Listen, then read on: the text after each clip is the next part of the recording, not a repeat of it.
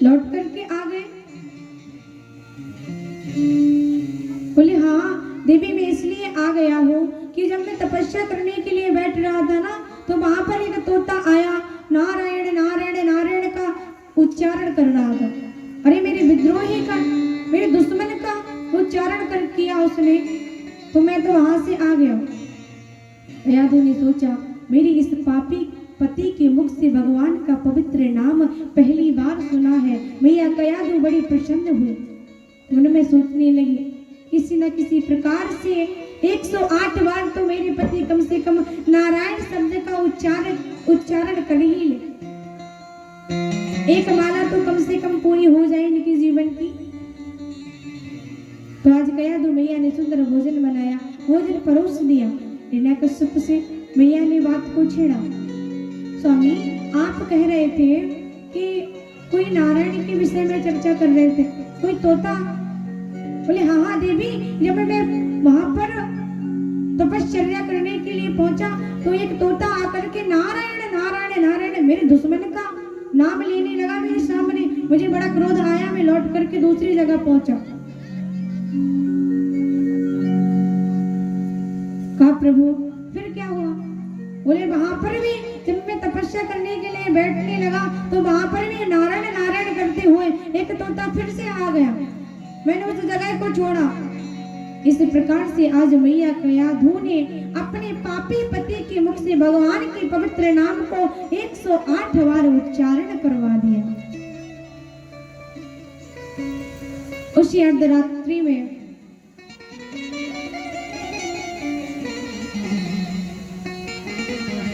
भगवान के परम भक्त श्री प्रहलाद जी महाराज का आधान हुआ। परम भगवत श्री प्रहलाद जी महाराज मैया के गर्भ में आए। आज सुंदर सा बालक मैया कयाधु के गर्भ में पल रहा है। मैया कयाधु सत्संग करती है, संतों के परम सानिध्य में बैठती है, क्योंकि गर्भवती माताओं को हमेशा भगवान की कथा सुननी चाहिए। क्योंकि लेकिन आजकल की माताएं पता है क्या करती है? जब गर्भावस्था में होती है ना, तो सबसे ज्यादा पता है क्या देखती है? टीवी देखती है।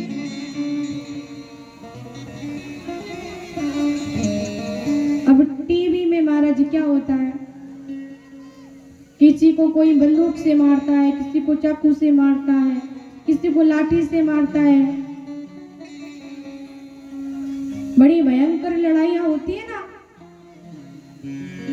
अब बताइए, जब वो माता इतने खतरनाक दृश्यों को देखेंगी तो बच्चे पर भी उसी प्रकार का असर पड़ेगा ना। तो वही जब बच्चा पैदा होता है ना, तो वो भी लाठी डंडे चाकू इत्यादि उठा करके मारना शुरू कर देता है। तो फिर कहते भगवान ने मुझे कैसा बेटा दिया। इसलिए जो भी माताएं चाहती हो ना कि ध्रुव प्रहलाद के समान हमारे गर्भ से भी कोई सुंदरता बालक प्रकट हो, तो भगवान की सुंदर सी लीलाओं को सुना करो, कथा को श्रवण किया करो, क्योंकि यही कथा, भगवान की कथा बड़ी ही प्रभावी होती है। शिक्षा तो हम संसार से ले सकते हैं, लेकिन संस्कार अगर हमें कहीं से मिलते हैं तो वो श्रीमद् भगवत कथा से मिलते हैं। अपने जीवन का अमूल्य समय कि एक घड़ी आधी घड़ी और आधियों में बुनियाद।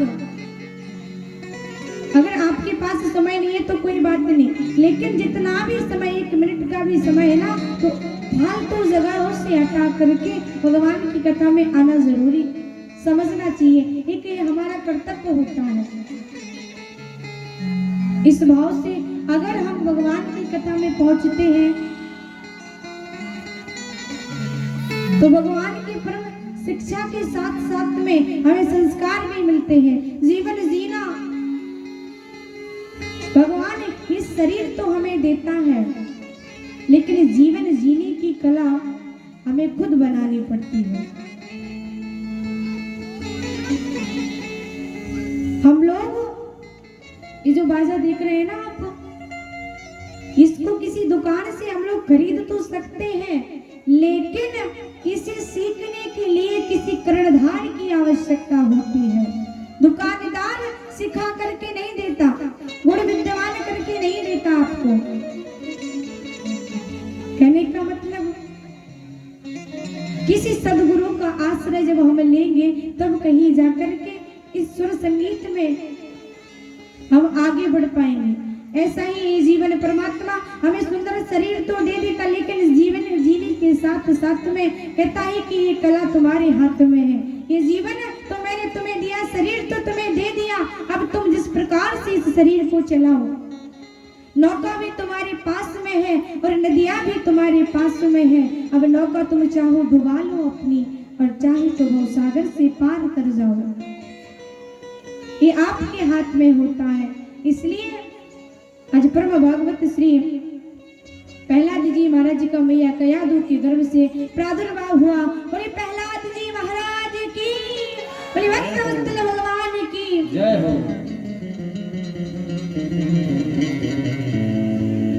जैसे ही प्रहलाद जी महाराज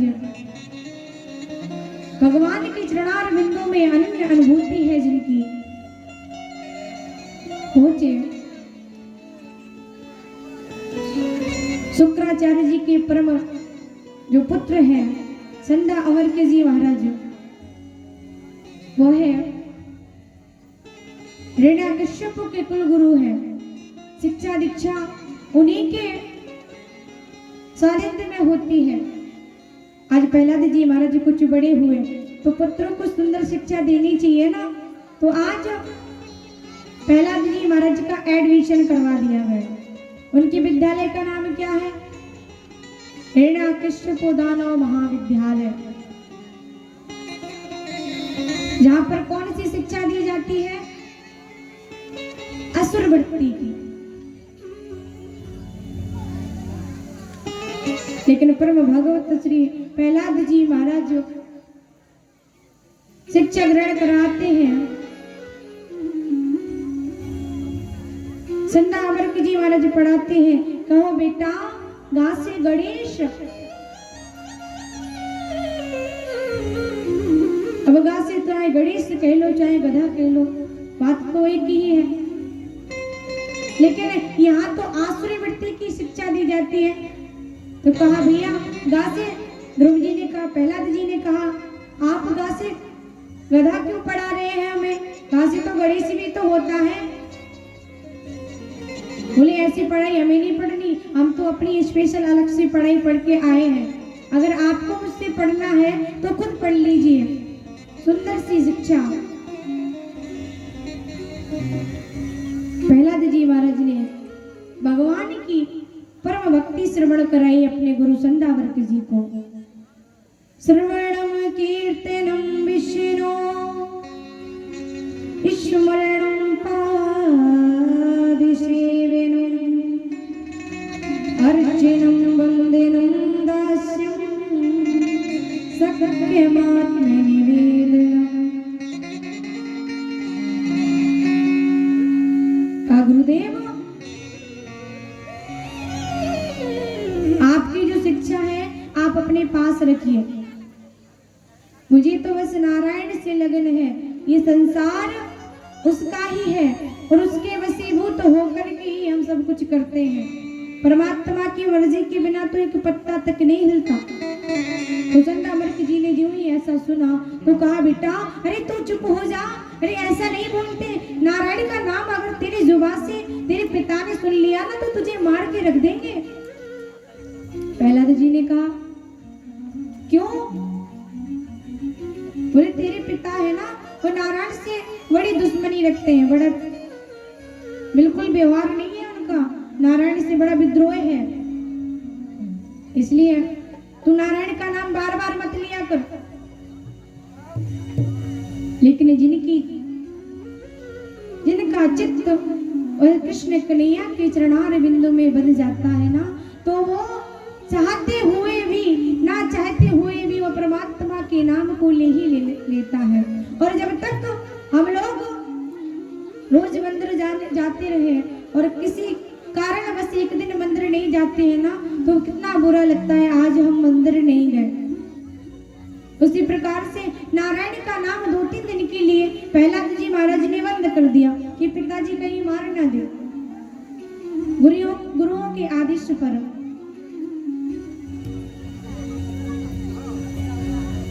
लेकिन प्रहलाद जी महाराज को कहाँ चैन पड़ने वाला। प्रहलाद जी जाकर के कुंडी में बैठ करके नारायण नारायण का जाप करते रहते हैं। श्री